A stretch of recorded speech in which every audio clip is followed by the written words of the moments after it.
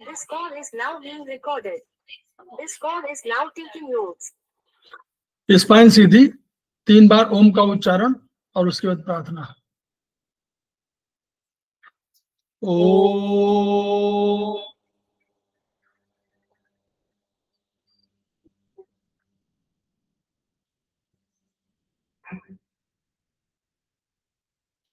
ओ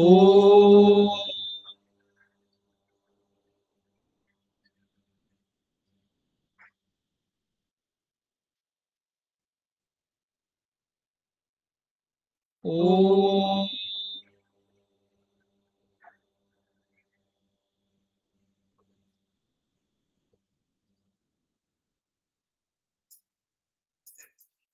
वह शक्ति हमें दो दयानिधि, कर्तव्य मार्ग पर डट जाए, पर सेवा पर उपकार में हम निज जीवन सफल बना जाए। वह शक्ति हमें दो दयानिधि, कर्तव्य मार्ग पर डट जाए। हम दीन दुखी निबलों विकलों के सेवक बन संताप हरे, जो है पिछड़े भूले भटके, उनको तारे खुद तर जाए। वह शक्ति हमें दो दयानिधि, कर्तव्य मार्ग पर डट जाए।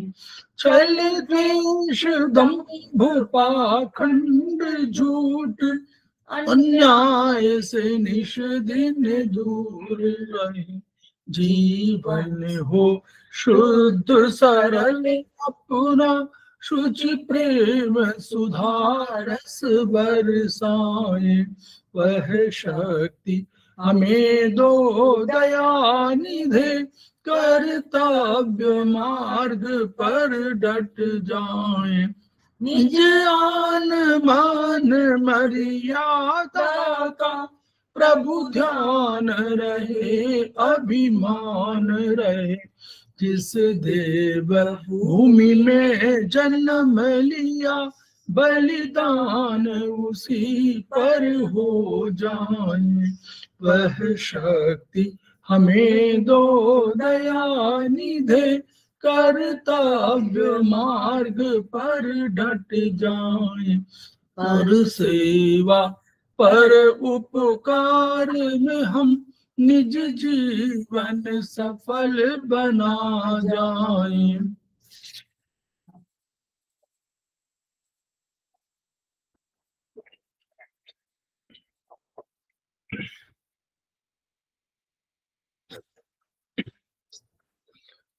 समवाय क्लासेस में आप सभी का स्वागत है।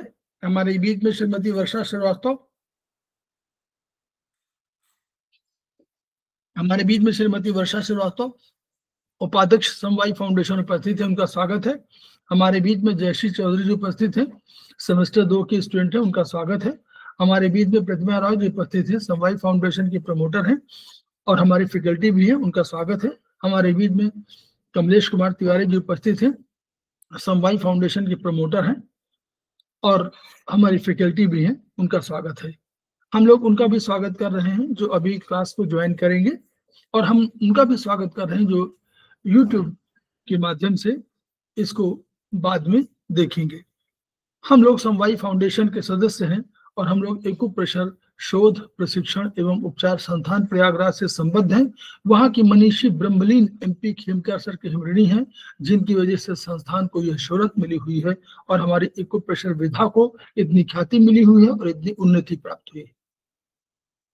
खेमकर सर का एक सपना है, खेमकर सर का एक मोटो है, each one reach one, each one treat one, each one teach one.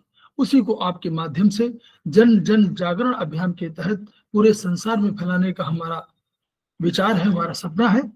और हमें विश्वास है कि ये विधा जो अपेक्षाकृत कम खर्चीली है, उसका लाभ केवल आपको ही नहीं मिलेगा, आपके घर परिवार, पास पड़ोस, इष्ट मित्र, बंधु मानवता को मिलेगा, की शुरुआत कर रहे हैं। हम लोग सेमेस्टर 4 पर इसमें चर्चा करने जा रहे हैं और हम सेमेस्टर 4 में 2 इंपॉर्टेंट किताबें हैं। एक है हमारी पतंजलि यौगिक, ये किताब महत्वपूर्ण है जो चक्र सिस्टम पर आधारित है, और दूसरी हमारी किताब जो है वो है ट्रीटाइज 6। ये दोनों महत्वपूर्ण किताबें हैं जो सेमेस्टर 4 के लिए हैं। ये चाइनीज में और चाइनीज के संबंध में ये बताया जा रहा है। बीएचपी में हमारा सेमेस्टर 4 में बीएचपी पूरा जो मानव शरीर विज्ञान है पूरा कोर्स में है, 1 चैप्टर से लेकर के और 14 चैप्टर तक उसमें सारे आते हैं। आयुर्वेदिक में एक अलग सी किताब है जो धन्वंतरी कहलाती है, जो सर्कुलेशन सिस्टम पर बेस्ड है। इसके अलावा हिपोक्रेटस भी है, शायद उसमें हिपोक्रेटस 2 होगी, शायद 2 या 3 होगी, वो उसमें है। तो हम लोग चर्चा उनकी बाद में करेंगे। तो हम लोग आज बात करने वाले हैं इस पतंजलि यौगिक की, तो उसको मैं शेयर कर दे रहा हूं।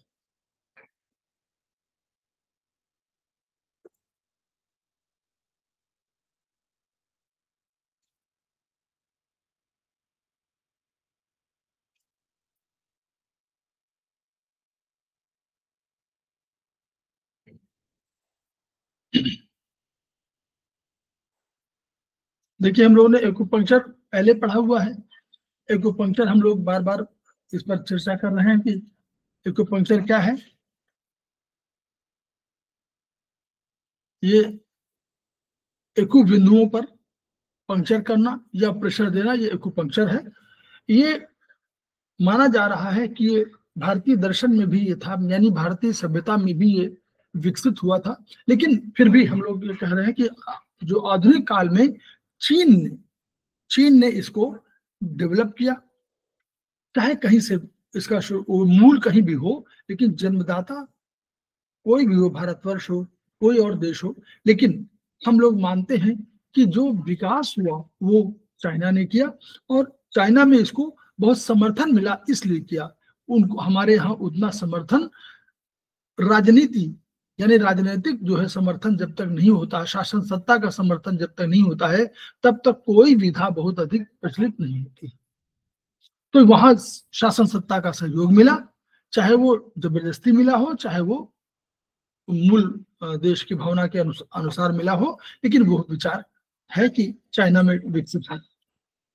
अब योग जो कंसेप्ट है, योग, अब यौगिक की बात हम जब कर रहे हैं तो योग माने जोड़ना है।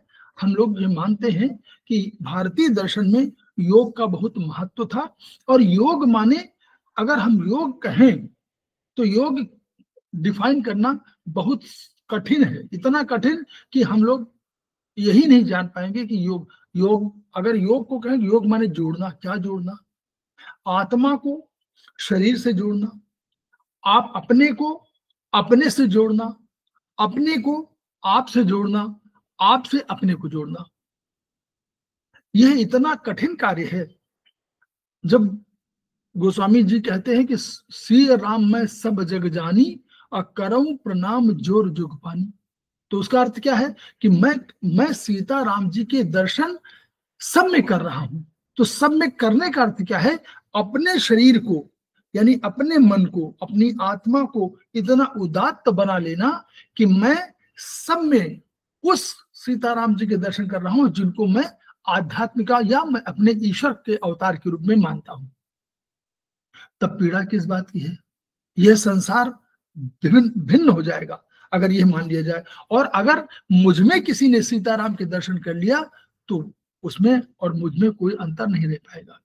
तो ये योग को है शरीर से मन को जोड़ना, मन से शरीर मन आत्मा को एकाकार करना, ये योग है। तो योग का कठिन है परिभाषा करना, लेकिन फिर भी हम लोग ये मानते हैं कि इसी योग साधना के बल पर वो कहते क्या थे कि हम अपने शरीर को इतना सूक्ष्म, जो हमारा स्थूल शरीर है, इस शरीर की चेतना को इतना स्थूल बना, इतना सूक्ष्म बना लें कि हम ब्रह्मांड के सारे रहस्यों से परिचित हो जाए एक क्षण में, एक पल में। ये योग दर्शन की वो थी। तो हम लोग उस पर चर्चा नहीं करने जा रहे, हम लोग संक्षिप्त में उसको जानना चाहते हैं कि क्या था। अब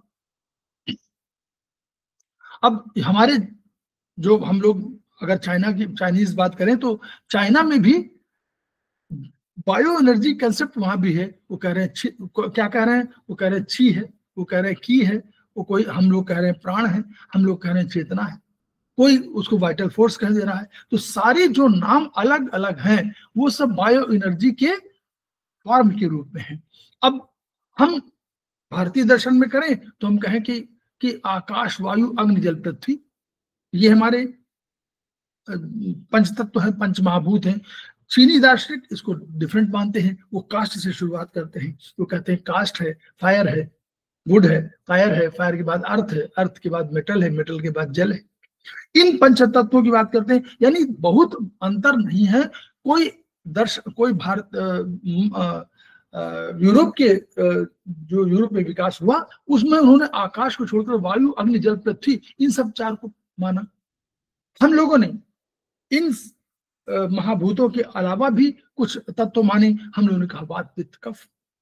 तो यानी ये सब दर्शन है, ये सब जैव ऊर्जा को बैलेंस करने के फॉर्म है कि कैसे हमारे वाइटल फोर्स, कैसे हमारे की, कैसे हमारी प्राण चेतना हमारी बैलेंस फॉर्म में रहती है, इसी को हम बात कर रहे हैं। तो सबसे पहले जो आया कंसेप्ट, तो पांच हमारे तत्व थे, एलिमेंट थे, और 5 हम लोगों ने महाभूत कहा। 5 तत्व उन्होंने कहा, चाइनीज ने कहा, हम लोगों ने भारतीय दर्शन में इसको 5 महाभूत कहे गए। लेकिन अल्टीमेटली इनकी जो चाइना ने इनकी ऊर्जा के रूप में 6 ऊर्जाएं मानी, एक की ऊर्जा 2 मान लिया। कैसे? उन्होंने वायु जो उष्मा की थी, उस उष्मा की 2 चीजें, हीट जो फायर है, फायर की 2 ऊर्जा मानी, एक हीट मानी और एक हॉटनेस मानी, इसलिए वो 6 ऊर्जा यानी पंच तत्व और 6 ऊर्जा का सिद्धांत हुआ। कालांतर में आप लोग देखेंगे कि कालांतर में जब हमारे प्रोफेसर पार्क जेवू का आगमन हुआ तो उन्होंने 8 ओरिजिन का प्रिंसिपल दे दिया। उनका कंसेप्ट जो था वो डिफरेंट था। वो जो हम लोग जिसको इन यांग कह रहे थे, जिसको हम कह रहे थे सामान्य विशेष कह रहे थे, उसको उन्होंने इन यांग नहीं कहा, उन्होंने होमो हेट्रो कह दिया। और जब ऊर्जा की बात आई तो पहले उन्होंने भी 6 ऊर्जा को माना, लेकिन अष्ट उत्पत्ति का सिद्धांत उनका विकसित हुआ और उन्होंने 2 ऊर्जाएं और जोड़ दिया। उन्होंने वायु उष्मा, प्रवर उष्मा, आर्द्रता, शुष्कता और शीतलता के बाद एक डार्कनेस और एक लाइटनेस, एक अंधकार ऊर्जा और एक प्रकाश ऊर्जा, 2 की बात, 2 और कह दिया। तो वो उसके आधार पर अष्ट ऊर्जा का सिद्धांत विकसित हुआ। ब्राइटनेस या लाइटनेस 2 उनका कंसेप्ट था और दूसरा उन्होंने डार्कनेस कह दिया। तो इसको भी हम लोग इस किताबों में, इसी किताब में होगा, पढ़ेंगे। इनसे चीजें हम तय होंगी, बहुत से उच्च चिकित्सा में इनका योगदान होगा। ठीक, वो सब। हम जब पराभौतिक की बात करते हैं तो पराभौतिक क्या है? अदृश्य है, जिसको छू नहीं सकते। हम जो पंच हमारे क्या है, हमारे 5 इंद्रियां हैं जिनसे हम जानते हैं किसी को। तो जो 5 इंद्रियों से जाना जा सके वही हमारा जो है पराभौतिक है। हम कहते हैं आंख से देख नहीं सकते हैं उसको, हम उसको टच नहीं कर सकते इस हाथ से। तो आकाश वायु अग्नि से हम उसको अग्नि के रूप में उसको जान नहीं सकते, ना अग्नि से उसको जला सकते हैं। तो ये सब चीजें जो पंच हमारे उससे या नेत्रों से हम देख नहीं सकते, तो जो अनहर्ड है, इनविजिबल है, अनहर्ड है, अनएक्सप्रेस्ड है, अनटचेबल है, इसको हम लोग बोलते हैं पराभौतिक। और इस पराभौतिक से, और भौतिक क्या है? जो हमें दिखाई दे रहा है, जो हमारे शरीर का कोई भाग है दिखाई दे रहा है, वो हमारा भौतिक है। और जो पराभौतिक ये चेतना है, इसको हम चेतना कह दें, अब इनविजिबल कोई शक्ति कह दें, इनके बीच में हमारा एग्जिस्टेंस है। यानी अगर हम अपने को जीवित पा रहे हैं तो 2 तत्व हैं, एक हमारा पराभौतिक और एक भौतिक। इन दोनों के बीच में जो रिलेशनशिप है उसको हम माने या न माने, जाने या न जाने, लेकिन इनके कारण ही संसार भी चल रहा है। मतलब हमारा कौन लौकिक, एक तो हमारा संसार जो दिखाई पड़ रहा है, और दूसरा ब्रह्मांड। तो हम उसके एक अवयव हैं, एक छोटे से अंग है उसके, और ब्रह्मांड और हमारे में समानता है। यावंतो ही लोके, वहां पर आ जाएगा यावंतो ही लोके मूर्तिमंतो भाव विशेषा तावंतः पुरुष और यावंतः पुरुष तावंतो लोके। तो ये जो कंसेप्ट है कि जो कुछ हमारे अंदर है वो ब्रह्मांड में है। तो ब्रह्मांड भी चल रहा है शक्ति से, दो शक्तियों से, एक भौतिक शक्ति जो दिखाई देती है, एक पराभौतिक जो दिखाई नहीं देती। हमारा शरीर भी चल रहा है, जो दिखाई दे रहा है वो भौतिक है, जो नहीं दिखाई दे रहा है वो आत्मा है, चेतना है, प्राण है। तो वही उन्होंने कहा कि इन दोनों के कॉम्बिनेशन से पूरा शरीर चल रहा है। ये सब अभी आपको तैयारी करा रहे हैं कि कैसे हम धीरे धीरे समझ जाएंगे, तब हम लोग चिकित्सा में आ जाएंगे। शरीर क्या है? शरीर को अगर हमारा मॉडर्न साइंस के हिसाब से कहें तो हम वो कहेंगे तुरंत कि हमारे दो शरीर में है, एक इलेक्ट्रिकल बल है और एक हमारा मैग्नेटिक है। तो इलेक्ट्रोमैग्नेटिक इसको कहते हैं, इलेक्ट्रिक और मैग्नेटिक दोनों, इन दोनों फोर्स के द्वारा हमारी चीजें चलती हैं। फिजिकल सिद्धांत उन्होंने कह दिया, तमाम चीजें उन्होंने कहा कि एक चीज शरीर में मूवमेंट पा रही है या ऑक्सीजन और कार्बन डाइऑक्साइड आपस में विनिमय कर रहे हैं, एक्सचेंज हो रहे हैं, तो किसी फोर्स के द्वारा, किसी फिजिकल फोर्स के द्वारा। कहीं ऊर्जा यूज होती है, कहीं ऊर्जा यूज नहीं होती है। और हमारी जो इम्पल्सेस चल रही है वो कहीं मैग्नेटिक फील्ड है, कहीं इलेक्ट्रिकल फील्ड है। तो इनके द्वारा, और हम अगर कभी देखें कि कभी कोई नर्व हमारी डैमेज हो जाए कोई, और उसमें बाहरी जिसको हम बोलते हैं कि हमारे पास माइलिन शीथ है, अगर वो शीथ हट जाए तो हो सकता है हम करंट देने लगे, किसी को हम छुए और उसको करंट लग जाए, ये हो सकता है। हमको भी करंट लग सकता है, दांतों में अपना करंट लग जाता है। तो ये सब चीजें हैं, ये सिद्ध करती हैं मॉडर्न साइंस के हिसाब से कि ये मैग्नेटिक फोर्स है और इलेक्ट्रिक फोर्स है, जिससे हमारी शरीर चल रहा है।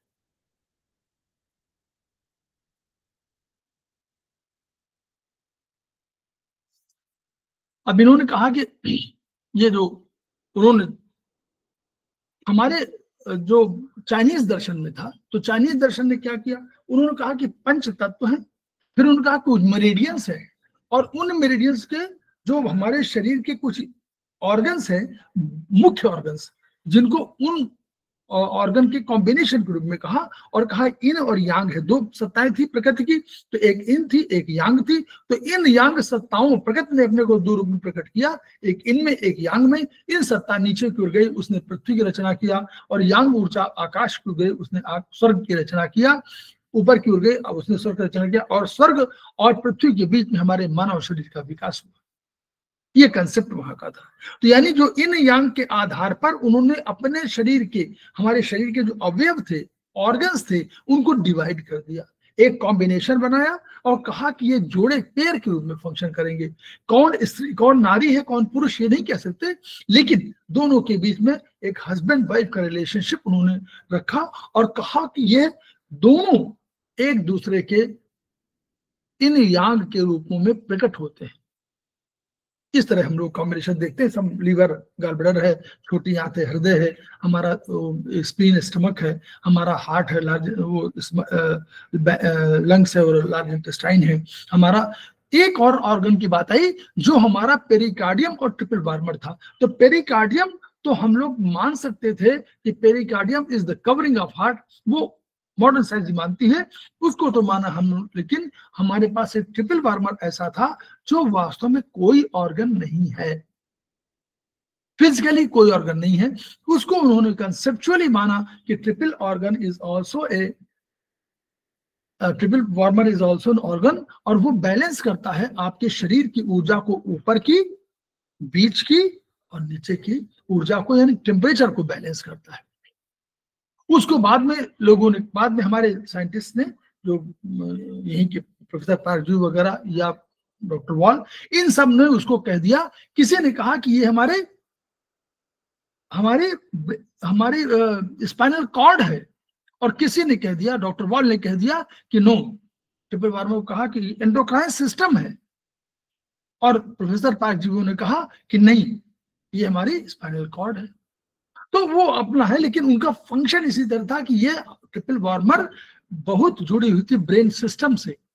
तो किसी ने चाइनीज ने भी माना इसको कि ट्रिपल वार्मर एग्जीक्यूटिव फंक्शन के लिए जिम्मेदार है, इसीलिए शायद कह दिया प्रोफेसर पार्कजेवू ने कि ये हमारे स्पाइनल कॉर्ड है, क्योंकि ब्रेन और स्पाइनल कॉर्ड का संबंध है।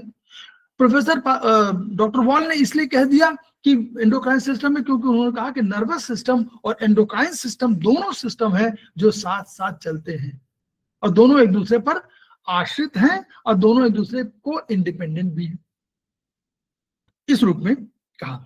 अब मेरिडियंस का कहा, मेरिडियंस की परिभाषा उन्होंने बहुत बढ़िया दिया। उनका meridians whereby the means whereby man is created, मनुष्य का जन्म इन्हीं से हुआ। और मॉडर्न साइंस ने माना इसको, मॉडर्न साइंस माने बाद की जगत में जो हमारे वैज्ञानिक थे, फिजिकल वैज्ञानिक, फिजिक्स के, केमिस्ट्री के, इन सब वैज्ञानिकों ने ये कहा कि यस, यह मीन्स है, मैन इज क्रिएटेड। उन्होंने कहा मनुष्य के जन्म के 15 घंटे के अंदर, यानी बद जैसे कंसेप्शन हुआ, कंसेप्शन होता है, देखिए फर्टिलाइजेशन के बाद कंसेप्शन 6 दिन के अंदर हो जाता है। कंसेप्शन माने जब यूट्रस में कोई जाइगोट आके चिपकता है मोरोला स्टेज में, मोरोला माने 16 सेल का, तो मोरोला स्टेज में जब चिपकता है तो उसको कहते हैं फर्टिलाइजेशन की बोलते कंसीव। तो जो कंसीविंग के, उन्होंने कहा कंसीविंग के 15 घंटे के अंदर ये मेरिडियन सिस्टम डेवलप होता है। इसलिए शायद चाइनीज ने कब कहा था, याद करिए, चाइनीज ने कहा था बहुत साल पहले, और इन्होंने कहा 15वीं 16वीं शताब्दी के बाद। तो यानी जो 3000 साल पहले कह चुके थे, 3-4 हजार पहले, थर्ड सेंचुरी बीसी, तो आप सोचिए वहां पर इन्होंने पहले कह दिया था तो कि ये स्थिति पहले से है। तो the means whereby man is created, the means whereby disease occurs, disease occurs माने डिजीज कहीं बाहर से आ रही है। The means whereby man is cured, अगर आपको स्वस्थ होना है तो यही रास्ते हैं। अब means by disease arises, arises माने आपके शरीर के अंदर भी कुछ इम्बैलेंसेस हो सकते हैं जिनकी वजह से डिजीज होती हो। ये वो तथ्य को वो जानते थे, और इस तथ्य को डॉक्टर वॉल ने और अन्य वैज्ञानिकों ने इसको सिद्ध किया कि हमारे शरीर की जो मेटाबॉलिज्म है, उस मेटाबॉलिज्म की वजह से बहुत चीजें परिवर्तित होती हैं और हमारे कुछ टॉक्सिन पैदा होते हैं। अगर उनको शरीर के न निकाला जाए तो वही टॉक्सिन बीमारी क्रिएट करते हैं। ठीक, तो एक्युबिंदु कहा, फिर एक्युबिंद कहा। उन्होंने कहा एक्युबिंद क्या है? एक्युबिंद को उन्होंने कहा acupuncture points are low electrical resistance. ये साइंटिस्ट की भाषा थी कि उन्होंने देखा, ये डॉक्टर वॉल ने रिसर्च किया, डॉक्टर वॉल ने रिसर्च किया कि ये जो पॉइंट जिनके चाइनीज जिनको टीसीएम कह रहा है उसमें लो रेजिस्टेंस है, और ये कह दिया कि अगर 50 माइक्रो एम्पियर का रेजिस्टेंस है तो आप बैलेंस फॉर्म में है। वो पॉइंट 50 जो उनका रीडिंग का कंसेप्ट है वो है कि 50 माइक्रो एम्पियर का जो रेजिस्टेंस आपका होगा तो वो है, और इससे अधिक दूसरे सब में रेजिस्टेंस अधिक, सबसे कम यहीं पर था। अब इन्होंने कहा कि व्हेन देयर इज डिजीज, अगर कोई डिजीज आएगी तो अगर एनर्जी हमारी बढ़ी, अगर एनर्जी पहले तो हमारी बढ़ेगी एक्यूट में, तो हमारी बढ़ेगी तो ये 70 तक जा सकती है, 70 माइक्रो एम्पियर तक, 70 नॉर्मली 70। और अगर कम हो जाती है, कि अगर 40 से कम होगी, 40 से कम हो जाए तो और खराब स्थिति है, लेकिन क्रॉनिक डिजीज में ये 20 माइक्रो एम्पियर हो सकती है। तो ये कंसेप्ट था, इसको अभी इसको उस रूप में समझें, इसको इतना समझें कि हाँ, जब कभी रेजिस्टेंस उसका फॉल डाउन होता है या रेजिस्टेंस बढ़ता है तो यानी उसमें बीमारी कोई आ रही होती, बस ये है। तो ये एक्युबिंद कह लीजिए। अब उन्होंने 14 मेरिडियंस तो बहुत थे, ऐसा नहीं कि मेरिडियंस इतने रहे हों। वर्टिकल मेरिडियंस के कंसेप्ट उन्होंने लिया। मेरिडियंस हॉरिजॉन्टल भी है, अगर दो मेरिडियंस ऐसे जा रही वर्टिकल मेरिडियन और इनको दोनों को जोड़ना होगा तो हॉरिजॉन्टल चाहिए हो कि नहीं चाहिए होगा, बोलिए। जी सर। दो वर्टिकल लाइंस को अगर जोड़े तो कोई ना कोई हॉरिजॉन्टल या किसी एंगल पे होगा, लेकिन हॉरिजॉन्टल न भी हो तो भी वो हॉरिजॉन्टल के समान होगी। तो वैसे ही वो भी थे, लेकिन उन्होंने भी कहा होगा कि ऐसा नहीं है कि केवल मेरिडियन उतनी है। आगे हम लोग पढ़ते हैं कि मसल मेरिडियन, हम लोग आगे पढ़ेंगे एक्स्ट्राऑर्डिनरी वेसल 6 में। तो ये सब मेरिडियंस का ही फॉर्म है, लेकिन उन्होंने कहा नहीं 14 मेरिडियन, मतलब 12 ऑर्गन्स वाली, और 2 उन्होंने कहा हमारी कंट्रोलिंग के रूप में। कंट्रोलर को उन्होंने कहा conception vessel and governing vessels. इन दोनों में, ये इन 14 के माध्यम से उन्होंने कहा कि हम चिकित्सा बेटर कर सकते हैं, और न भी जाने तो भी, और न भी जाने तो भी इनसे हम चिकित्सा बढ़िया से कर सकते हैं। ये उनका कंसेप्ट है। तो संसार में सारी चीजें, ब्रह्मांड की सारी चीजों को जानना संभव ही नहीं है और जानना आवश्यक भी नहीं है। ठीक, यहां तक बात हो गई। तो चक्र को कहा। अब चक्र क्या कहा? चक्र को जब देखा गया, चक्र पर डिस्कस हुआ, तो मॉडर्न साइंस, भाई हमारा चक्र तो आयुर्वेद में, यानी हमारे भारतीय दर्शन का मूल तत्व था। उस चक्र को जब स्टडी लोगों ने किया तो देखा कि ये क्या है, ये तो हमारी इतनी बड़ी फोर्सेस को है, इसमें बड़ी फोर्सेस हैं, और जो नाड़ियां हैं उन चक्रों के, जैसे हम लोग अभी लिम्फेटिक सिस्टम अभी हम लोगों ने पढ़ा था, तो लिम्फेटिक सिस्टम हम लोग पढ़ा था कि नोड्स, बीच में हम लोग कहा था ना नोड्स, कहा था ना तिवारी जी, क्या कहा था उन्होंने? अभी कल बताया था कि कोई नोड्स, तो यानी हमारे लिम्फ नोड को, तो लिम्फ नोड हमारे अगर होते हैं तो वो बड़े उनपे होते हैं, वहीं पर फंक्शन बहुत सी चीजें होती हैं। वैसे ही अगर नाड़ियां पूरे शरीर में विद्यमान है, उनको कवर करने के लिए, उनको बैलेंस करने के लिए, उनको चेतना देने के लिए, उनको मूवमेंट देने के लिए हमारे पास सेंटर्स है। कौन? चक्र। तो चक्रों को ये कहा गया the bridge between acupuncture and modern bio electric medicine में। ये उन्होंने कहा, क्या कहा कि although there is no mention of chakras in traditional Chinese, I am convinced from my study of both steam philosophy and comparative religions over past 15 years that the chakras are superior energetic control center of the acupuncture system of medicine. ठीक है, and they are built into the structure of man. वहीं पर है, यानी हमारे शरीर के अंदर चक्र हैं जो क्या कर रहे हैं, वो हमारे सिस्टम को, हमको जीवित रखे हुए हैं, हमको स्ट्रक्चर ऑफ मैन के साथ जुड़ा हुआ है, हमारे शरीर के संगठन के साथ जुड़ा हुआ है। और कम्युनिकेशन कहाँ होता है? इमोशनल, भावनात्मक कोई भी हो, हमारा आध्यात्मिक कोई भी हो, और हमारा मानसिक हो, इनको करने के लिए है। यानी ये सुपीरियर है, ये नॉर्मल फिजिकल से ये थोड़ा सा और सुपीरियर है। क्यों? स्थूल से सूक्ष्म यात्रा, हम लोगों ने अभी कहा था कि पंच महाभूतों में जब हम स्थूल से सूक्ष्म यात्रा करते हैं तो हम क्रिएट करते हैं वात पित्त कफ को। और स्थूल क्या है, सूक्ष्म क्या है? आकाश स्थूल है, आकाश वायु अग्नि जल पृथ्वी स्थूल है, और काल दिशा आत्मा मन तम, और ये मन, ये सब जो है हमारा क्या है? सूक्ष्म है। और जितना ही जो सूक्ष्म है उतना ही उसकी फोर्स है, उतनी ही पावर है। और आत्मा चूंकि सूक्ष्मतम है इसलिए उसकी पावर सबसे अधिक है, वही कर्ता कहला रही है। और वही कह रही है कि बिनु पग चलई सुनई बिनु काना, और कर बिन कर्म करे विधिनाना, और आनंद रहित सकल रस भोगी, और बिनु बानी बक्ता बढ़ जोगी।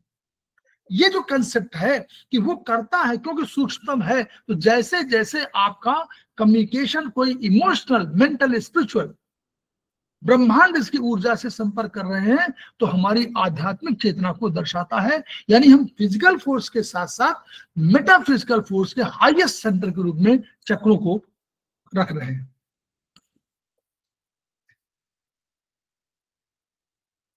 साइकिक एवोल्यूशन पास्ट कर्मा, वहां क्या था चाइनीज में?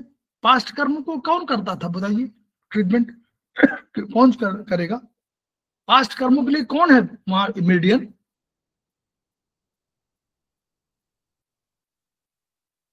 भूलिए नहीं, root of life kidney, kidney, kidney is the root of life. वो पास्ट जो है, पूरा पास्ट कर्म है। इन जो हमका इन आता है, वो इन है जो माता पिता से विरासत में मिला हुआ है। वो हमारी जो मूल है वो हमारी किडनी के आसपास रहती है, CV और GV4 के पॉइंट पर, GV4 और GV5.5 के बीच में। ठीक, तो ये उन्होंने कहा कि पास्ट कर्म, यहां इन्होंने कहा कि हमारी चक्र जो है पास्ट कर्मा को भी कंट्रोल कर रहे हैं।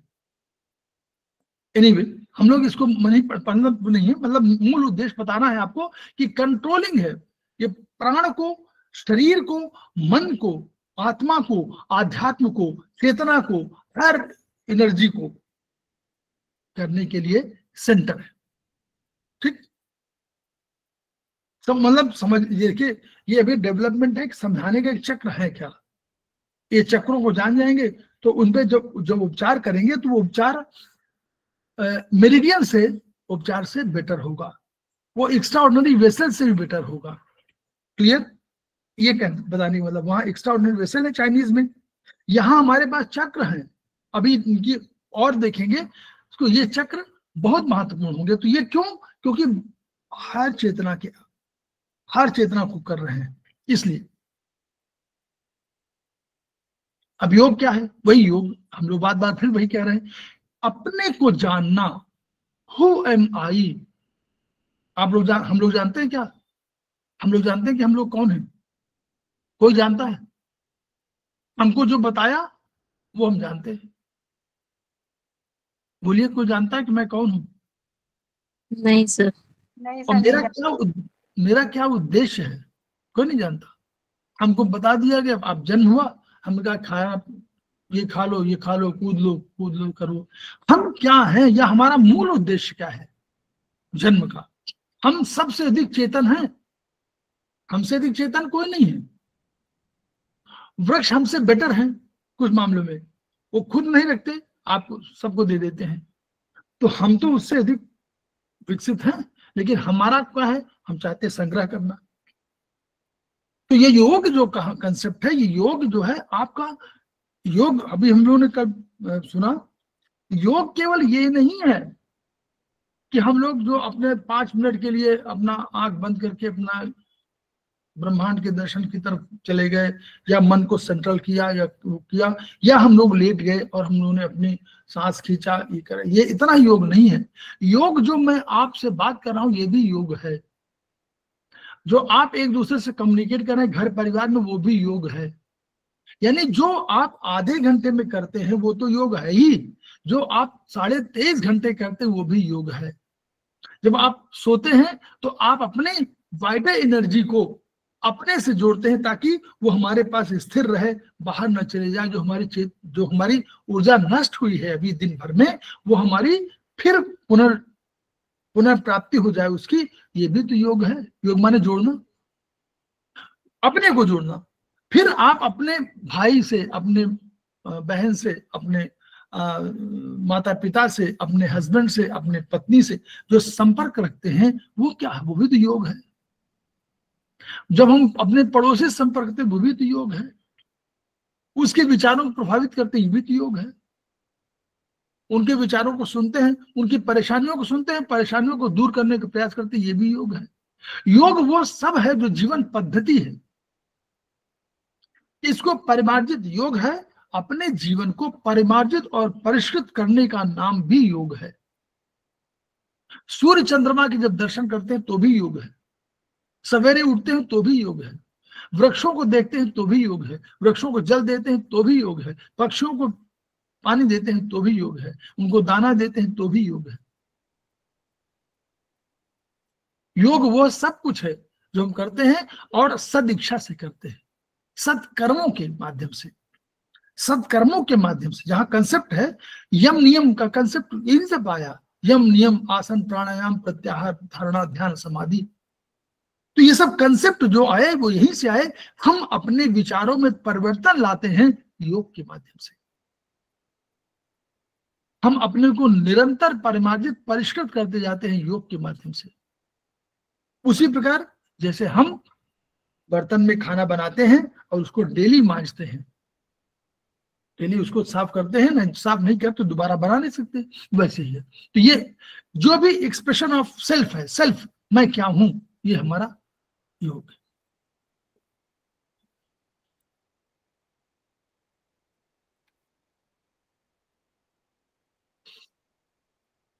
तो ये जो हमारा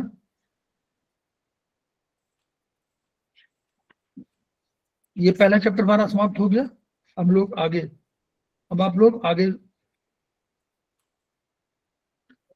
ठीक है, हम लोग आ जाते हैं सेकंड चैप्टर में।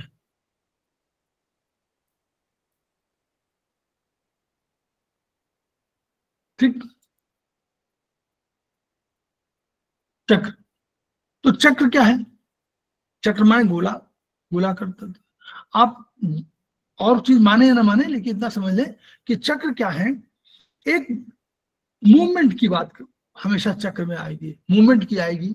गोलाकार है तो उसमें ये अधिकांश आप समझिएगा, अधिकांश जो आकृतियां हैं या तो गोलाकार हैं या कोई चपटी, जैसे पृथ्वी है, हम लोग कहते हैं गोल है, कुछ कहते हैं थोड़ा चपटी है, तो वो आकृति आपको बहुत चीजों मिल जाएगी। अगर हार्ट को भी देखें तो थोड़ा सा आपका गोल है और थोड़ा सा आपका दूसरे आकार का है। तो ये सब पूरे शरीर में जो भी होगा, तो यानी ये सब, इसलिए चक्र को, सिस्टम को चक्र हुआ कि ये माना गया कि चक्र जो है शरीर में मूवमेंट करने वाले गोल आकृति के हैं। कुछ ऐसा कोई आवश्यक नहीं कि सभी गोल है, फनल शेप है, यानी बीच में पतले हैं, बड़े वो हैं, तो अल्टीमेटली कहीं गोल के रूप में है, ये उसका अर्थ है। और चक्र माने मूवमेंट, गति और मूवमेंट, लगातार घूमते रहते हैं, ये उसका है। ठीक है, और तो सब कहानियां हैं, और सब कहानी है। जो मेन कंसेप्ट है वो ये है कि हमारे गति जो है, गति बहुत आवश्यक है, और गति और निरंतर घूमना, ये उसका कंसेप्ट है। तो एक सेकंड,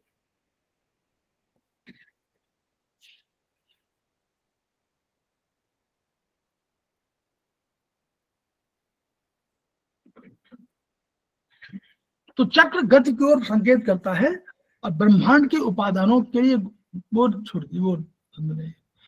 अब इसमें बहुत सी चीजें बताई गई हैं, उसको बहुत अधिक आवश्यक नहीं है। देखिए, हमारा जैसे हमने मॉडर्न साइंस में आइए, हम कहते हैं ब्रेन, स्पाइनल कॉर्ड, और हम लोगों ने एक पढ़ा था, इसके पहले पढ़ चुके हैं सेमेस्टर 3 में, हम लोगों ने पढ़ा था क्या कि हमारे नर्व जाती हैं, फिर हम लोग कहा था कि गैंग्लियन है, फिर हम लोगों ने कहा था कि नोड्स है, फिर हमने कहा था कि प्लेक्सस है। प्लेक्सस में कहा था कि नीचे जब नर्व गई तो इन्होंने अपने को आगे पीछे से गई और फिर जोड़ करके यूं आकृति ले लिया, इधर से इधर चली गई, और फिर आगे जाके प्लेक्सस बना लिया, यानी फिर जुड़ गई, ऊपर की, नीचे की, सामने की, और ये मिल करके और फिर ये किसी ऑर्गन को प्रभावित कर रही है। यानी यही कंसेप्ट है कि जो इन सब का कंसेप्ट हुआ, केवल आपको, जो आपको हम लोग पढ़ेंगे भी, केवल उतनी ही चक्र नहीं है, चक्र इसके अलावा भी है, बियॉन्ड भी है। शरीर में जैसे फैले हुए, जैसे नाड़ियां फैली हुई हैं, वैसे ही चक्र भी फैले हुए हैं। लेकिन हम लोग अध्ययन के लिए, जैसे चाइनीज ने कहा कि हम केवल 14 मेरिडियन पर ही सारा अपना कंसिडर कर रहे हैं और इन्हीं पर पूरा अपना ट्रीटमेंट कर रहे हैं नॉर्मली, इसके अलावा भी हमारा। लेकिन वैसे ही हम लोगों ने कहा कि ये चक्र की, हम जो चक्र मेन हमारे हैं, इन्हीं पर हम लोग अपने को कंसंट्रेट करेंगे। और है बहुत, ये प्लेक्सस की तरह है, ये नर्वस सिस्टम के, जैसे नर्वस सिस्टम कंट्रोल कर रहा है, क्या कर रहा है, कंट्रोल कर रहा है पूरे शरीर की चेतना को, पूरे शरीर के फंक्शन को, वैसे ही ये चक्र कंट्रोल कर रहे हैं पूरे शरीर के फंक्शन को। कहीं यहां पर है एंडोक्राइन सिस्टम क्या करता है, कोई रस निकालता है, रस में रसित रस है, वो सिक्रेशन निकालता है, उस सिक्रेशन को ब्लड में डालता है, और ब्लड में जाता है, को है डिस्टाइंड उसको डेस्टिनेशन क्या है, उसका डेस्टिनेशन किसी का है कि राइट में, ओवरी में, किसी का है टेस्टिकल्स में, किसी का है हार्ट में, ये जो जितनी चीजें हैं, किसी का है कि नहीं वो आप डाइजेस्टिव सिस्टम में करेगा। यानी सबके फंक्शन अलग अलग हैं, लेकिन डेवलप कर रहा है। वैसे ही जाता वहीं पर है ना। आप देखिए ट्रू हार्मोन्स क्या करता है, ट्रू हार्मोन्स अपना सीक्रेशन डालता है रक्त में, और रक्त से डेस्टाइंड जो उसका डेस्टिनेशन जहां पर जाना है, उसको डेस्टाइंड टेस्ट जो पहले से निश्चयात्मक जो स्थान कहा जाए, वहां पर उसी जगह पर फंक्शन करता है। वैसे ही ये जो चक्र है, ये क्या करते हैं, ये चक्र मूवमेंट करते रहते हैं, और इन नाड़ियों के माध्यम, नाड़ियां हैं चक्र के साथ, कोई मेरिडियन, जैसे मेरिडियन वहां है तो मेरिडियन यहाँ भी तो है, तो मेरिडियन के माध्यम से हम इम्पल्सेस को और सब कुछ डालते हैं।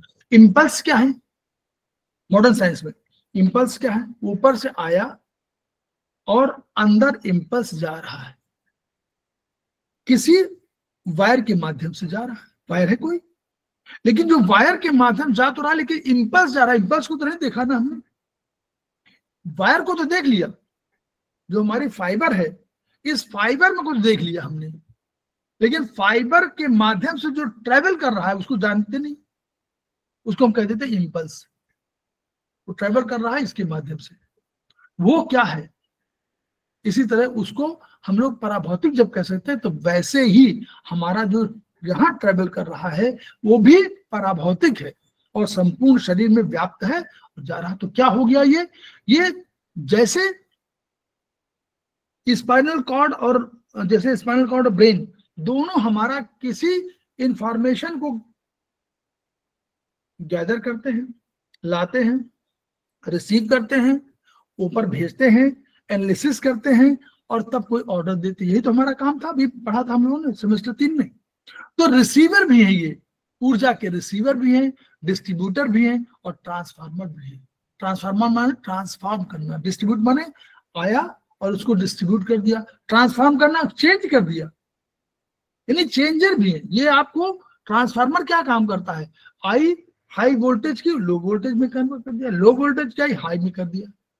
वैसे ही कोई चीज आई और इनके पास आई तो इन्होंने रिसीव तो किया ही, रिसीव करने के बाद डिस्ट्रीब्यूट भी कर दिया, लेकिन कभी आवश्यकता पड़ी तो इन्होंने उस एनर्जी पैटर्न को बढ़ा दिया, कभी घटा दिया, जैसा आवश्यकता होगी। ठीक, तो भारतीय योग दर्शन में चक्र को कमल पुष्प की संज्ञा दी गई। अब यहां से हमारा ट्रीटमेंट पैटर्न शुरू हो रहा है। अब चक्रवात हो गए, अब हम लोग आगे चले कि हम लोग कमल पुष्प से क्यों बात, योग दर्शन भारतीय योग दर्शन की तुलना हो रही है कि भारतीय योग दर्शन में उसको माना गया। तो अब वहां शुरू करिए, क्या है ये केवल 7 चक्रों पर अधिक वार्ता है, इसके अलावा भी चक्र हैं लेकिन हम लोग 7 पर अधिक, मूलाधार नंबर 1, स्वादिष्ठान नंबर 2, मणिपुर, अनाहत, विशुद्ध, आज्ञा, सहस्त्रार। इनमें जो चक्र में जो पेटल्स माने गए, पंखुड़ी माने गए, ये पेटल्स माने इनके आप अपने अंग मान लीजिए और ये पावर मान लीजिए, जिसके पास जितना कम चक्र वो पेटल उतनी कम पावर, जितने जिसके अधिक। तो चक्रों में सब शुरुआत करिए मूलाधार में 4, सबसे नीचे है मूलाधार में 4, तो 4 के बाद फिर दूसरा 2 अंतर 6, फिर दूसरा 4 अंतर 10, फिर दूसरा 2 अंतर 12, फिर 4 अंतर 16, यहां तक 4 6 10 12 16। तो 4 से 2 अधिक 6, 6 से 4 अधिक 10, 10 से फिर 2 अधिक कर लीजिए, फिर 12 से 4 अधिक कर लीजिए 16, यहां तक रखिए। फिर 16 को 6, 16 6 का 96, 16 का 6 गुना करिए 96, और लास्ट वाले को सहस्त्रार को 1000, यानी उसकी पावर कितनी है देखें। तो 4 6 10 12 16 96 और 1000, ये उसके ऊर्जा को दर्शा रहा कि सहस्त्रार में कितनी ऊर्जा है, ये उनके। अब ये यहां से करिए, हम कैसे क्यों कमल पुष्प मानते हैं।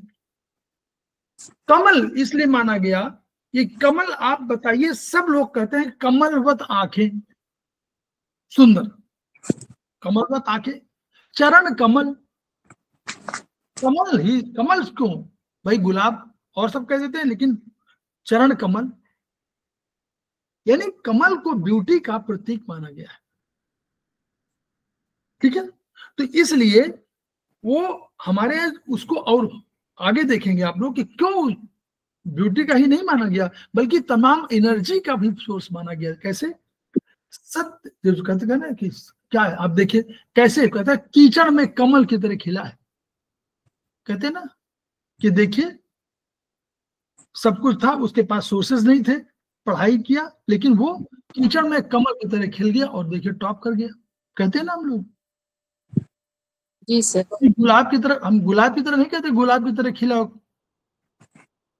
बोलिए कहते हैं नहीं, तो कीचड़ में क्यों, क्योंकि उन्होंने कहा कि भाई सबसे खराब स्थिति होने पर भी उसने अपने को ऊपर रखा, इसलिए उस कमल को हम लोग सबसे अच्छा पुष्प मानते हैं। याद करिए, लक्ष्मी जी को हम लोगों ने कहा कि और कुछ नहीं, कहाँ विराजमान किया? कमल पर। कमल पुष्प, जी सर। कमल की, है ना, कमल पर। यानी और लक्ष्मी तो हम सब चाहते हैं, आप भी चाहते हैं, सब लोग चाहते हैं कि लक्ष्मी जी हमारे पास आए, सरस्वती भी आए लेकिन लक्ष्मी भी आए, कहते हैं ना हम लोग। तो कमल पुष्प, तो इसलिए कमल पुष्प की उन्होंने कहा, और वो चक्र में जैसे उल्टा है ना, तो कमल पुष्प की आकृति की तरह है।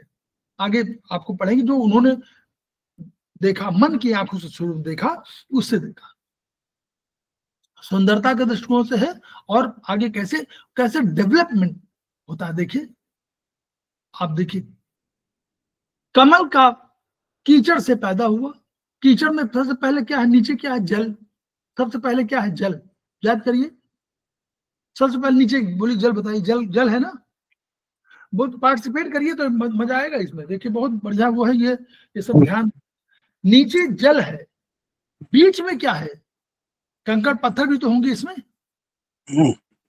यस सर, कंकड़ पत्थर भी होंगे, और वहां पर गंदगी भी होगी। और हमारे पास तीन ऊर्जा, बताइए, तीन ऊर्जा हमारे पास है। एक है जल, जल है ना, हमारे पास जल है, और हमारे पास मतलब जल का हमारे शीतलता, जल की शीतलता है। और जल के ऊपर क्या है, वहां हमारे पास, वहां देखिए तीन में जो पांच हमारे ऊर्जा है, उनकी बात कर रहा हूँ चाइनीज में। पृथ्वी नहीं, आर्द्रता, ऊर्जा, ऊर्जा बात करें, आर्द्रता। अच्छा। और हमारे पास शुष्कता, शुष्कता माने शुष्क, शुष्क माने क्या हो गया, हमने कहा था वहां पर मेटल, यहाँ पर कंकड़ पत्थर क्या है, मेटल। पर क्या होगा, आर्द्र तो होगा नहीं, वो तो शुष्क है। कंकड़ पत्थर तो खुद पे शुष्क है, कंकड़ पत्थर और लोहा लंगड़ ये सब क्या है, शुष्क है ना। तो शुष्कता आ गई। और अगर पानी और जल और सब मिला हुआ हो तो क्या हुआ, आर्द्रता। आर्द्रता में क्या, मिट्टी है, जल है, नहीं जी जी सर। तो तीन एनर्जी, देखिए तीन एनर्जी आपकी है। पानी के अंदर तीन एनर्जी है, पानी है, जल है, वो जल है, और आपका कीचड़ है, और आपका कंकड़ पत्थर है। तो तीनों एनर्जी, तीन एनर्जी यही हो गई।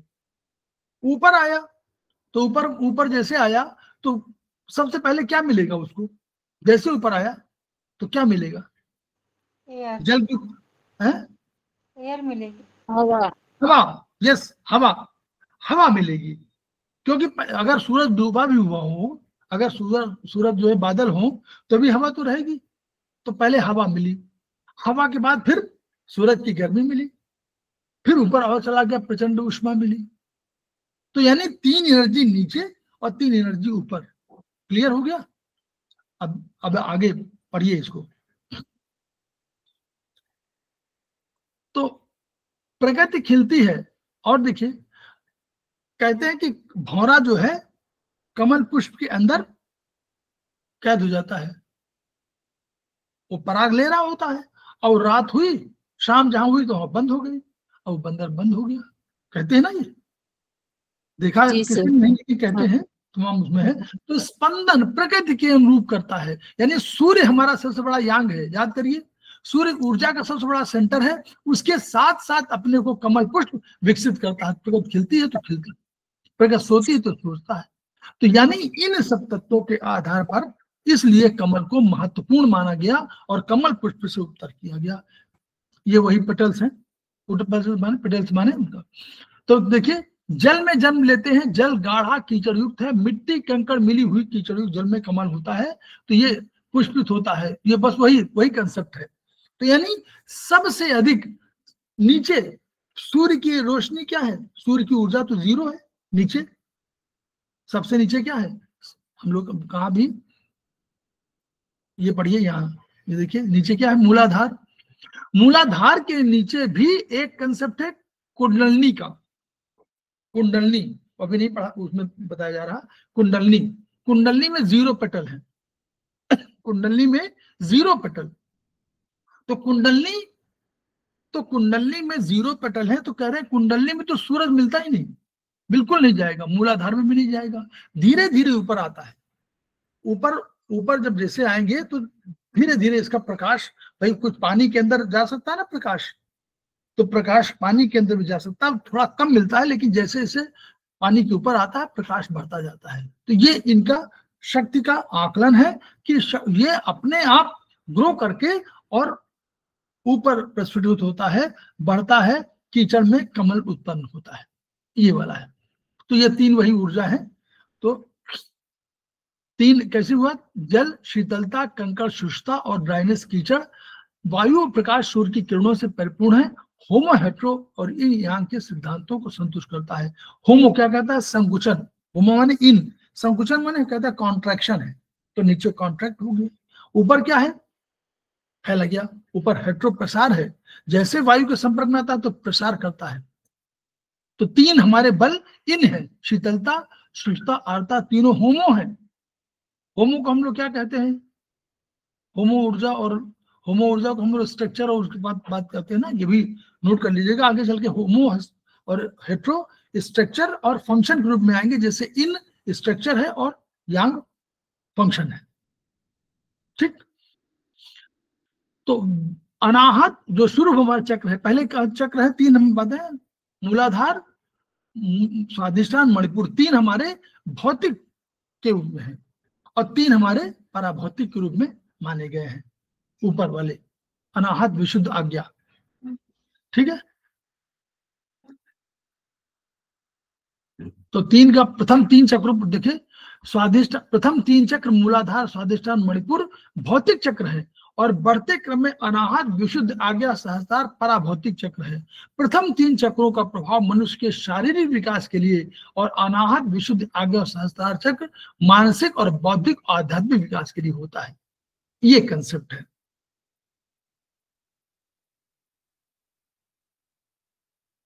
ये वही चीज है चक्र हमारा, उसमें बहुत अधिक वही चीज है, जैसे कि उनका प्लेक्सस जैसे बने हुए हैं, मतलब मॉडर्न साइंस से तुलना किया है कि हम लोग जैसे ये कह रहे हैं कि प्लेक्सस हमारे हैं, वैसे हमारे चक्र काम करते हैं। अब चक्र का है, देखिए अब इन्होंने कहा कि जैसे मस्तिष्क की भूमिका कंट्रोलर की है और स्पाइनल कॉर्ड उसके साथ है। तो वही इन्होंने कहा कि जो हमारा चक्र है ये क्या है? ये हमारे कंट्रोलर की भूमिका में है। ये जो नाड़ियां आती हैं उनको कंट्रोल करता है, ऐसे अपनी गति के माध्यम से। अपनी गति के माध्यम से गति यूं करेगा तो क्या पंखा हवा फेंकता है ना सामने, अगर यूं करने लगे पंखा तो क्या हवा फेंकेगा? नहीं, बोलिए, सामने जिधर भी कर देंगे आप उसको, एग्जॉस्ट फैन बाहर की तरफ फेंक देगा, एग्जॉस्ट को बाहर की तरफ फेंक देगा। लेना होगा तो खींच भी लेगा, कर देगा ना, करता है ना, हवा खींचता भी है और हवा फेंकता भी है। तो यानी हवा क्या है? उस रूप में, एनर्जी के रूप में। तो एनर्जी ये जैसे मूवमेंट करता है तो एनर्जी को ट्रांसफर करता है। जो हमारा तीन फंक्शन वही, रिसीवर, ट्रांसफॉर्मेशन एंड डिस्ट्रीब्यूशन, ठीक है, वही वही वही। तो ये चक्रों की अभी बाद में पढ़ेंगे, ये चक्रों का कंसेप्ट में है। तो इन्होंने कहा कि जैसे मेंटल सिस्टम अगर कोई हो, मेंटल सिस्टम, कोई मेंटल मानसिक बीमारी हो तो ब्रेन ही तय करेगा। पैरालिसिस कोई हो तो ब्रेन की बीमारी है, हाथ की बीमारी नहीं है। वही वो कह रहे हैं कि अगर हमको चक्र मतलब इनका ब्रेन का ट्रीटमेंट करना हो तो फिजिकल का न करके हमको मेटाफिजिकल का करना पड़ेगा। इसलिए आज्ञा चक्र जो ये सब है, इन पर हम लोगों को ध्यान देना है। ये कंसेप्ट है, ठीक है। सर एक डाउट है। बोलिए।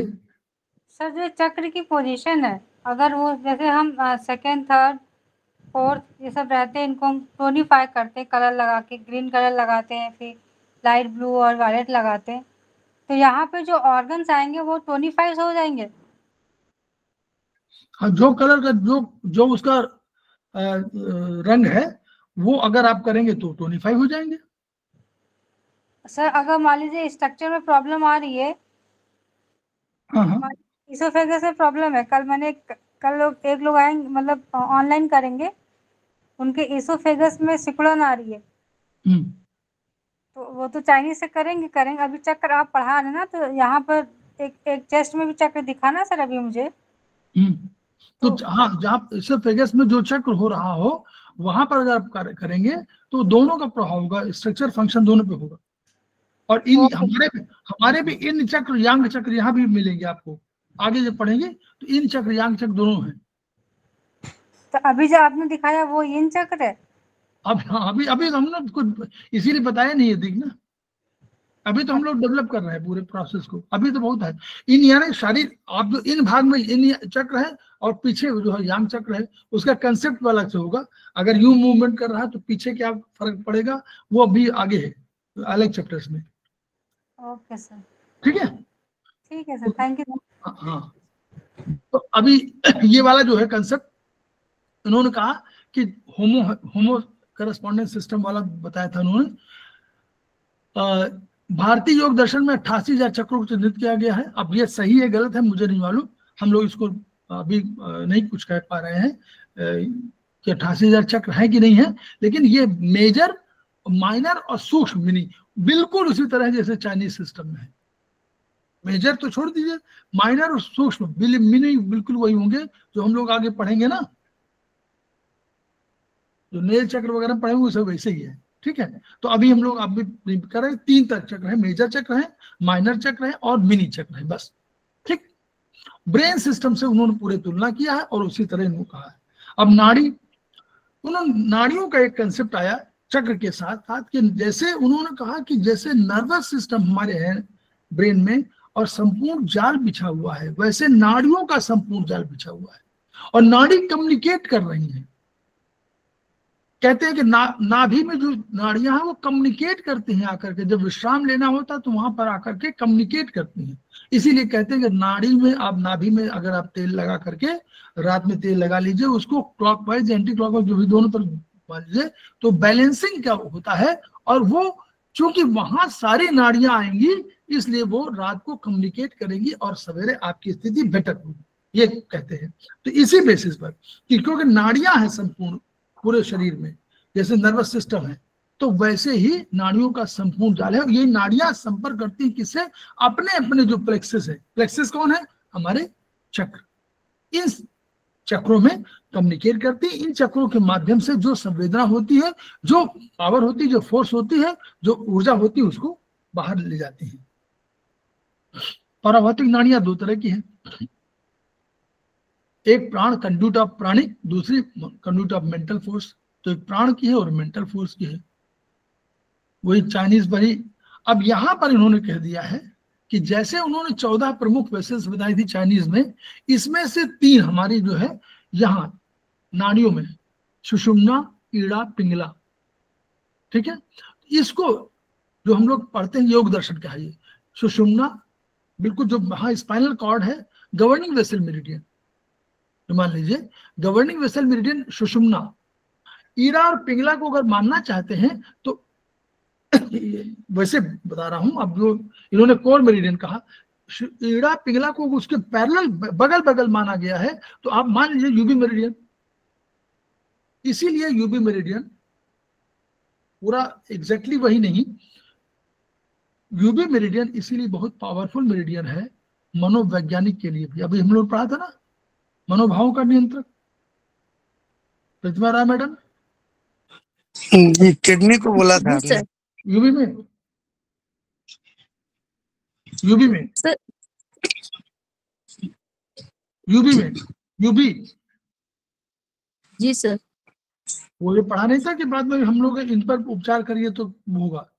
यूबी मेरे सारे पॉइंट थे कि उसमें आपका अगर ब्रेन का या हार्ट का या किसी का है ऑर्गन तो आप उस पर भी ट्रीटमेंट करिए तो वो बढ़िया होगा। साइकोलॉजिकल वाला भी। हाँ, तो वही तो साइकोलॉजिकल मनोवैज्ञानिक वही है।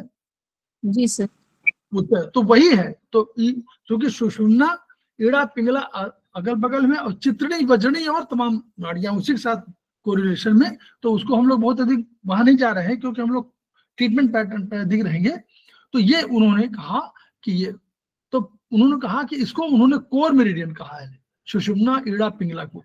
ठीक है, तो ये चूंकि मिलन स्थल है, यानी 3 नाड़ियां जहां जहां हैं वो बहुत महत्वपूर्ण माना जाता है, इसलिए उन्होंने कहा कि जो मिलन बिंदु है सुषुम्ना, ईड़ा, पिंगला का, इसीलिए गवर्निंग वेसल मेरिडियन बहुत महत्वपूर्ण है। और इसीलिए आयुर्वेद में 5-6 LHM बहुत महत्वपूर्ण हो गया है। 5-6 LHM हम लोग पढ़ते हैं ना, पीछे आता है 5-6 लॉन्ग हॉरिजॉन्टल मेरिडियन। जी सर। वो उसी बिल्कुल इसी में जाता है सुषुम्ना, पीड़ा पित्ता। ठीक है, अब ये इनका 3.5 लाख नाड़ियों की संख्या है। अब इसको मानिए जैसे मानना हो, कोई बहुत वो नहीं। स्थूल अगर होंगी, मॉडर्न साइंस से कंपैरिजन करते जा रहे हैं, देखिए पाराभौतिक मेटाफिजिकल अदृश्य होगी, और भौतिक होंगी आर्टरी होंगी, वेन्स होंगी, ट्यूब्स होंगी, कॉर्ड होंगी। चाइनीज मेरिडियन, अब देखिए इन्होंने सबको अलग अलग किया हुआ ना, कि चाइनीज एक्यूपंक्चर इन्हीं मेरिडियन सिस्टम पर मूल रूप से आधारित है, और ये मेटाफिजिकल है। ठीक है, तो प्रीनेटल एनर्जी भौतिक शरीर के जन्म के समय विभिन्न केंद्रों मेरिडियन में होती है, इन ऊर्जा मेरिडियन कहते हैं। ये अब देखिए ये इन भाग में है, तो ये इस तरह ये मेरिडियन का ऐसे विशुद्ध, ये सब चक्र है, नीचे से ऊपर तक ये चक्र है। ठीक है, ये वाला विशुद्ध क्या है, अनाहत क्या है, ये आप लोग धीरे धीरे पढ़ेंगे तो और जान जाएंगे। ये भी डायग्राम क्यों देख लीजिए, पेरिकार्डियम, जैसे चाइनीज का है ये कंसेप्ट, देखिए चाइनीज है ना, पेरिकार्डियम, मेटल, तो ये जो सेंटर बने हुए हैं ऊपर के, विशुद्ध, अनाहत और आज्ञा, ये कैसे कि उनके हिसाब से कि ऐसे मिलते हैं। ये प्रोफेसर पाजू का कंसेप्ट है कि वो ऐसे मिलते हैं और इन चीजों को प्रभावित करते हैं। पेरिकार्डियम को हार्ट को विशुद्ध करता है, पेरिकार्डियम ब्रेन को करता है, आज्ञा को करता है, अनाहत हमारा लीवर को करता है। ठीक है, इससे आप जो दोनों को ट्रांसलेट करिएगा ऊपर नीचे। फिर देखिए मणिपुर, मूलाधार और मणिपुर, स्वादिष्ठान मणिपुर, देखिए किससे जुड़ा हुआ है, स्प्लीन से जुड़ा हुआ कौन, मणिपुर। स्वादिष्ठान कहाँ जुड़ा हुआ है, मूलाधार किडनी से जुड़ा होगा, और स्प्लीन जो है ऊपर मणिपुर से जुड़ा गया है, और ये लंग्स जो है हमारा स्वादिष्ठान से जुड़ा हुआ है। सर स्वादिष्ठान तो नाभि के पास दिखा रहा है। स्वादिष्ठान नाभि के पास दिखा रहा है। हाँ, नाभि के पास है स्वादिष्ठान, मूलाधार से ऊपर होता है स्वादिष्ठान। मणिपुर आपका जो है हार्ट से नीचे होता है। तो स्वादिष्ठान लंग्स को कैसे अफेक्ट करेगा? लंग्स के लिए ऊपर का कोई चाहिए होगा ना सर? आप देखिए इसमें ये मत सोचिएगा, उससे जगह के आधार पर मत सोचिएगा कैसे असर पड़ेगा, ये नहीं, ये दर्शन है, योग दर्शन। कैसे असर पड़ेगा ये मत कहिए, आप ये कहिए कि उससे जुड़ा हुआ है, ये मानिए। अच्छा सर, इसके लिए तो रिसर्च करनी पड़ेगी ना कि क्यों जुड़ा है कि नहीं जुड़ा है। मतलब वो कह रहे हैं कि ये इस तरह सर वो डॉटेड लाइन दिखा रहा है जो लंग्स पे ऊपर जाके। लोकेशन पर मत जाइए कि ये पास में होना चाहिए तो उससे जुड़ा होना चाहिए, ऐसा मत समझिए। ये कह रहे हैं कि जो चक्र है, इन चक्रों की स्थिति जो कंट्रोल करते हैं इसको, हमारे डिजिटल पॉइंट क्या है मैडम? जी सर। और यही नहीं, आप GB 34 से आप जो है क्या कहते हैं सारे नर्व का उसका इलाज करते हैं, है ना, तो इसमें मत जाइए। ठीक है, तो ये कंसेप्ट है, ये यांग में है, यांग पर चक्र जो होंगे तो उनका दोनों भाग होगा ना, आगे पीछे दोनों भाग होगा, इसलिए यांग चक्रों का भी कंसेप्ट उसी तरह है, यांग चक्रों कंसेप्ट है। हम लोग समय होने जा रहा है, बस 2 मिनट बता दें, बहुत बढ़िया। मैडम ज्वाइन कर चुकी हैं शायद, मैं 2-4 मिनट और ले लूं। प्रणाम सर। प्रणाम, आपका स्वागत है। मैं 2-4 मिनट और ले लेता हूँ आपका। हाँ जी ठीक है, कोई बात नहीं। बस ये तो खत्म हो करने तो फिर इतना समय नहीं पाएगा। अच्छा देखिए, अगर बता सकेंगे तो बताते हैं। ये कह रहे हैं कि इसको समझिएगा, हम लोग कभी ऊर्जा को बोलते हैं 4-4 घंटे में बोलते हैं ना, 4 घंटे में 2-2 घंटे में बोलते हैं। बोलिए, चाइनीज में ऊर्जा कितने घंटे में एक जगह आती है? 2 घंटे। 2 घंटे में चेंज हो जाती है। इन यांग को दोनों को मिला के कितना हुआ? 4 घंटा। तो यानी 4 घंटा ये हमारा ये स्टेम कहलाता है। ठीक है, इसको स्टेम बोल दीजिए, कॉस्मिक स्टेम, कि 4-4 घंटे में आता है। ठीक। और जो हमारा ऋतु परिवर्तन होता है वो कितना होगा, वो भी तो 3-3, 4-4 महीने का होगा। Yes sir. जी सर, क्या सर? वो हमारा जो है उसका वो 2 कंसेप्ट उन्होंने बताया उसी के आधार पर। देखिए ये उन्होंने कहा कि जब ऊर्जा, अगर आप ब्रह्मांड की बात करेंगे तो जो ऊर्जा आएगी वो अगर कॉस्मिक बाह्य चक्र से, एक उन्होंने कहा कि एक बाहरी चक्र है, एक अंदर चक्र है। एक जैसे चाइनीज ने कहा था कि हमारे पास क्या है, पहले ऊर्जा कहाँ आती है, भौतिक शरीर में ना आकर के कहाँ आती है, ऊर्जा शरीर में। चाइनीज ने क्या कहा था, ऊर्जा शरीर ना। जी सर, जैसे पहले आएगी ऊर्जा शरीर में आएगी, फिर मेरिडियन से माध्यम से अंदर जाएगी। याद करिए ना पहला सेमेस्टर। जी सर। तो वैसे ही उन्होंने कहा कि जो ब्रह्मांड की ऊर्जा का प्रवेश प्रत्येक ऋतु के दौरान, नोट कर लीजिए, जो 3-4 महीने का जो है साइकिल में, प्रत्येक ऋतु के दौरान संबंधित चक्र में कैसे आती है। देखिए, intake of cosmic energy during the season पहले आएगी एक्सटर्नल चक्र में, फिर ये प्रोफेसर पायजू का है कंसेप्ट, फिर आएगी मेरिडियन में। बाहर चक्र है, चक्र से मेरिडियन में चली गई, मेरिडियन से में इंटरनल चक्र में चली गई, और अंत में कोर मेरिडियन में चली गई, जिसको वो सुषुम्ना, ईड़ा, पिंगला मानते हैं। यानी जो अंदर बिल्कुल कोर ऑफ द, कहते हैं ना कोर ऑफ द हार्ट, तो कोर मेरिडियन कंसेप्ट दिया। ये सुषुम्ना, ईड़ा, पिंगला के कंसेप्ट है कि कोर मेरिडियन माने इंटरनल बिल्कुल मेरिडियन है। तो पहले आई बाहर से एक्सटर्नल चक्र में आई, मेरिडियन में चली गई, इंटरनल में चली गई, फिर कोर मेरिडियन में चली गई। इस तरह डिस्ट्रीब्यूट किया इसने एनर्जी को। लेकिन जो 4-4 घंटे का आया वो कैसे आया, वो आया सबसे पहले, देखिए सबसे पहले आया, पहले वो आया कॉस्मिक सिस्टम जो 24 आवर 24 आवर्स वाला है ना, 24 आवर्स का है, तो वो एक दिन का, तो वो आया पहले नख चक्र में आया, पहले आया नख चक्र में, फिर वो आया कोर मेरिडियन में। नेल चक्र इसलिए इंपॉर्टेंट माने गए हैं। पहले आया 24 घंटे वाला, पहले आया नख चक्र में, फिर आया कोर मेरिडियन में, फिर आया अंतः चक्र में, इंटरनल में, और फिर आ गया आपका परिधि में, यानी एक्सटर्नल चक्र में। ये कंसेप्ट है, मतलब बाहर शरीर में बाहर फैल गया। वो आया नख चक्र में, पहले 24 घंटे वाला 24 आवर्स में नख चक्र में आया एनर्जी, नख चक्र से तुरंत आ गई वो कोर मेरिडियन में, अंदर कोर मेरिडियन में, और कोर मेरिडियन से आ गई अंतः चक्र में, और अंतः चक्र से आ गई बाहर शरीर की परिधि में, और तब अल्टीमेटली बाहरी चक्र। ये कंसेप्ट है, और इसी कंसेप्ट के आधार पर समय सारणी, पहले ऊर्जा, फेफड़ों की ऊर्जा, वही वाला देखिएगा, शुष्कता ऊर्जा के 2 पार्ट, 3 से 5, 5 से 7, आर्द्रता ऊर्जा 7 से 9, 9 से 11, ये पूरा वो है। इसको आप, वही हमारा कंसेप्ट है, इसमें नहीं, इसमें कहीं कोई अंतर नहीं है।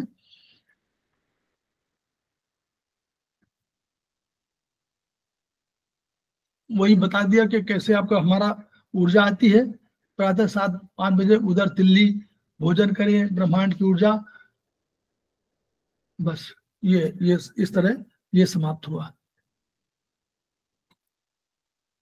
इसमें समझना केवल वही है कि हमारे पास अंतः चक्र भी होंगे, हमारे पास बाह्य चक्र भी होंगे, हमारे पास कोर मेरिडियन भी होगी।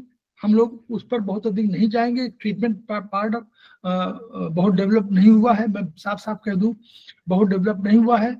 हम लोग जितना डेवलप कर पाए हैं उसके आधार पर बहुत से ट्रीटमेंट इससे संभव है, लेकिन इस पे बहुत अभी कार्य बाकी है। यह एकमात्र पुस्तक है, यह एकमात्र पुस्तक है जिस पर सेमेस्टर 4 में कम बल दिया जाता है। मैडम बोलिए, आप लोग 4 जो कर चुके हैं बताइए। यस सर, जी सर। पढ़ाते ही नहीं है, पढ़ गए तो। इस पर कम बल दिया जाता है, लेकिन ये बहुत पुस्तक है। इस पर अभी और रिसर्च होना चाहिए, इस पर 3-4 किताबें और आनी चाहिए। जब ये आएंगी तो ये कंसेप्ट और क्लियर होता जाएगा, और हम लोग ट्रीटमेंट बहुत, अभी हम लोग 4-5 ट्रीटमेंट, जैसे हम लोग 2, 3, 4 इसी से निकाले हुए, निकाला यही है, योग चक्र है, लेकिन अपने इंटरप्रिटेशन में हम लोगों ने 10 एनर्जी सिस्टम मान लिया, यानी mixing of Ayurvedic acupressure along with this book योग। ठीक है, ऐसे हम लोगों ने किया, लेकिन फिर भी ये किताब तब भी जितना है वो हमको यौगिक दर्शन से अवगत कराती है, और हम लोगों को समझना है, और उसके ट्रीटमेंट हम लोग करने, जो ट्रीटमेंट दिखे हुए हैं उनको जरूर करिए। बहुत सर वैसे तो ये बुक बहुत अच्छी है, अगर इसको ध्यान से पढ़े ना तो ये बुक में बहुत सारे ट्रीटमेंट है, और सबसे बड़ी बात है कि इसमें टोन सेडेड का चक्कर ज्यादा नहीं है, ज्यादातर इसमें चक्रा मैग्नेट से ही इसको यूज करा गया है, तो काफी मतलब स्टार मैग्नेट से मतलब, तो हम लोग जो है बहुत अच्छी किताब है ये। बहुत बढ़िया। तो हम लोग जो है खेमका सर को याद करेंगे, उनकी एनर्जी को याद करेंगे, और हमारा धर्म ये है कि जो ज्ञान हमारे पास है उसको हम ट्रांसफर कर दें दूसरे को, दूसरे ज्ञान जो है उसको हम अपने पे ट्रांसफर कर लें, और हम लोग जो इस दर्शन के हिसाब से ये माने कि हम में और रेखा मैडम में कोई अंतर नहीं है, हमें तिवारी जी में कोई अंतर नहीं है, हमें जयश्री और चौधरी में कोई अंतर नहीं है, हमें प्रतिमा राय में कोई अंतर नहीं है। जो प्रतिमा राय में वो मुझ में है ब्रह्मांड के संदर्भ में, जो उनकी एनर्जी वो मेरे अंदर है, जो हम प्रतिमा राय में अपने को देखना चाहते हैं और अपने में प्रतिमा राय को देखना चाहते हैं, यानी हम लोग, यही है योग। योग माने अपने को अपने चित्त वृत्तियों में, यानी अपने आचार व्यवहार में निरंतर परिमार्जन करते हुए, और पहले जीवन से जोड़िए, फिर जीवन के बाद ब्रह्मांड। तो इन्हीं शब्दों के साथ खेमका सर को याद करते हैं, उनकी इन वाणी को उनको वो each one reach one, each one treat one, each one teach one, इन्हीं शब्दों के साथ हम लोग 2 मिनट का ब्रेक लेते हैं, फिर थैंक यू सर।